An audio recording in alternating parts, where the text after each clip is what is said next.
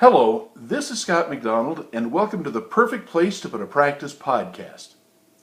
Now, every week I get asked by a young dentist trying to determine the best place to practice what the demographics of the dentists in an area might be. In almost every case, they have heard that when there is an area with many older dentists who are approaching retirement age, that this makes a more fertile spot to consider putting up a practice or to buy one. They have heard often from someone who is teaching at their dental school that if you send out a bunch of unsolicited letters to those older professionals, well, it might mean that you'll find someone who will consider selling their practice to you. I'm sorry to be the bearer of bad tidings, but this is a myth. It does not happen anymore. If we went back 30 years or so, it might have worked, but well, those days are gone. So, let me put this one to bed. Knowing the ages of dentists in a community does not raise the potential of your future dental plans to start or to purchase a dental office. Now, let me briefly explain why that I'm being kind of obnoxious about it. Number one, traditionally all dental practices were solo in the old days. Things were simpler and less profitable. Everyone practiced alone and everyone owned their own office. Partnerships were the exception. Four-handed dentistry was a new concept back in the 70s. The dental insurance companies were owned and managed by dentists in those days. So, when a dentist wanted to retire, all he would do, if he felt like he wanted to, by the way, there were very few females in those days, that this is where he'd go. Incidentally, he or his wife did own their own books, their ordering, and just about everything else. Number two, legacy transitions were the norm. Normally, if you had a son or a nephew, you would sell the practice to them. This closed loop was normally because you wouldn't trust your patients to just anyone, right? If you didn't have a family member, you would turn to your old dental school for recommendations. Now, honestly, some still do under the pretense that it is better to have someone who has their same style of practice and has their same values. Number three, gerontology says now we are healthier until we die. And this may sound like a joke, but in demographics it's quite serious. To give a real example, my grandfather had his first heart attack at age 54. He was semi-stable for another 5 years when he died at age 59, in about 1960. He could not work from his mid-50s until his death. Now, this was the average situation of men of his generation, and since that time, the American life expectancy has risen to about 79. A very large percentage of people live into their 80s and are still living in their own homes, by the way. For traditional dental retirement was 55.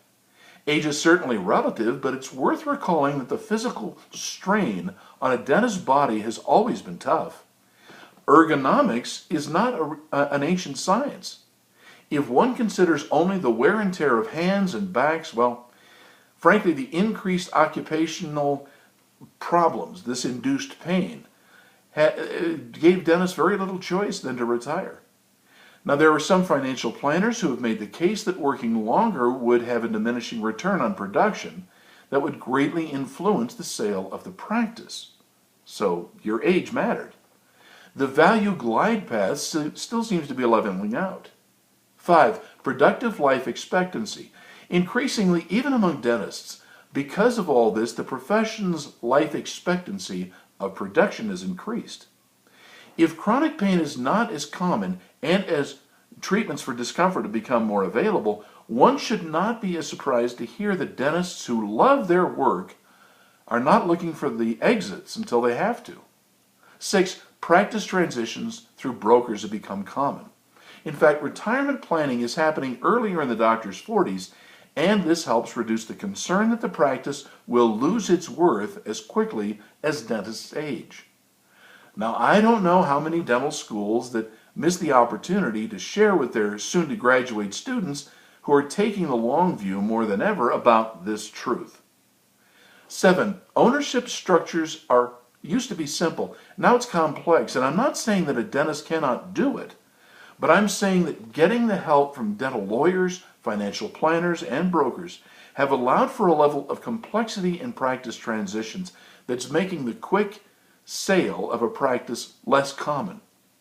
That just means that the simple statistic of the age of the dentists is definitely less important than the amount and the nature of production, as well as the source of patients. Now, I've gleaned the following from several sources. For the most part, they seem consistent. So how old are retiring dentists? Several experts and studies say it is 62. What they're not saying is that that age has jumped up in the last 5 years. And I owe this to the simple fact that the Great Recession has cut the legs out of retirement accounts and property values. True, they've been creeping back up quickly in the last 2 years, but it is undeniable that many dentists looking at the horizon are still nervous. It's interesting that dentists around 30 years of age, give or take a few years, say they expect to go to 74 years old before they retire. And there's a great deal that can happen between now and then. There are some interesting articles about exploratory theory that says that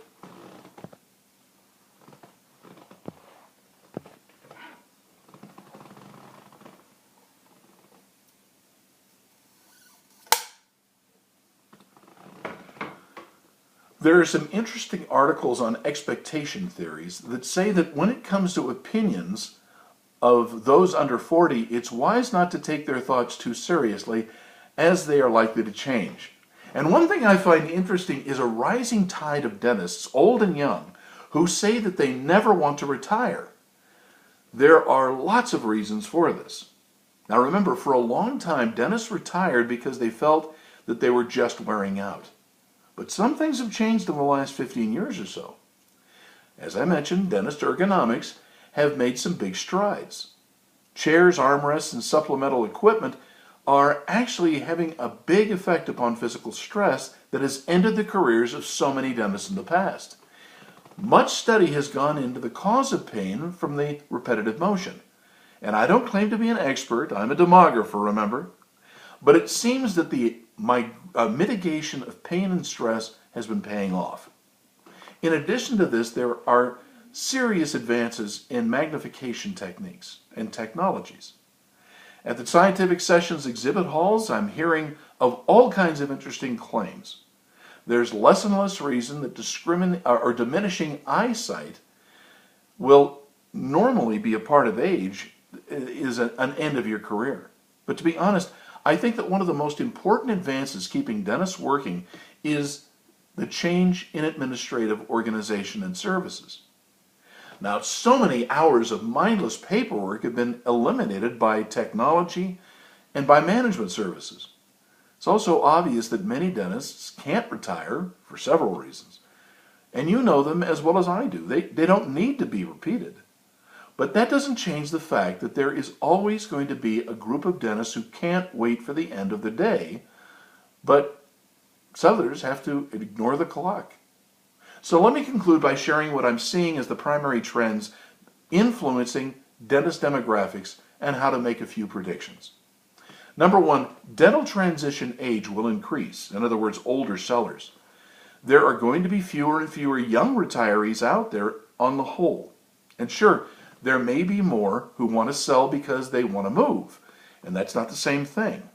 If anything, I think that we will see an increasing number of dentists who want to practice somewhere else, so they'll move. Two, dental transition is baked into retirement plans. It's the norm, and don't be surprised by the fact that many of your colleagues already have their exit strategies worked out 10 years before they're ready to pull the trigger. Three, the median age of dentists is slow growing in areas as the areas increase. This surprises some dentists who don't really understand demographics, and let me quickly explain it.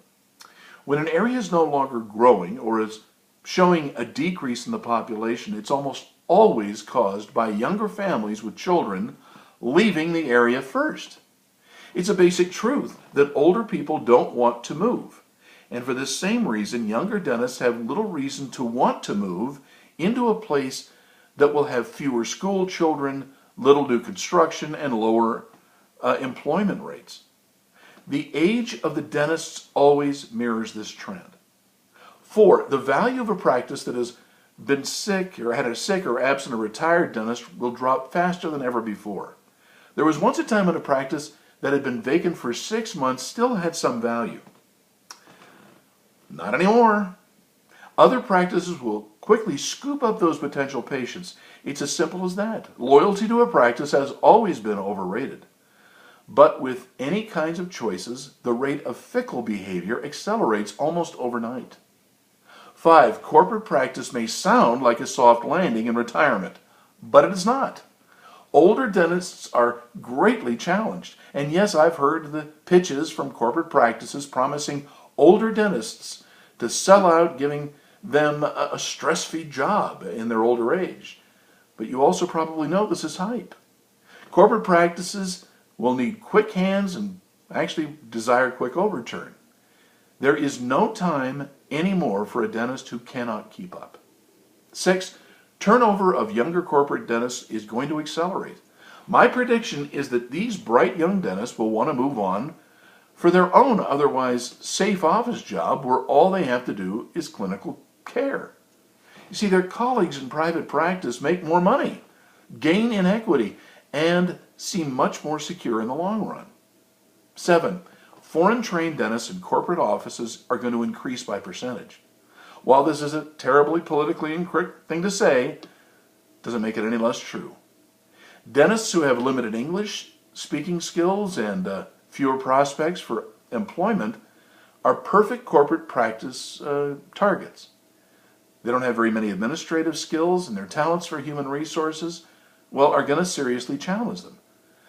They won't be a new arrival forever, and they will see their own interests over time, but at the beginning, they're going to be the fertile ground for personnel recruitment there.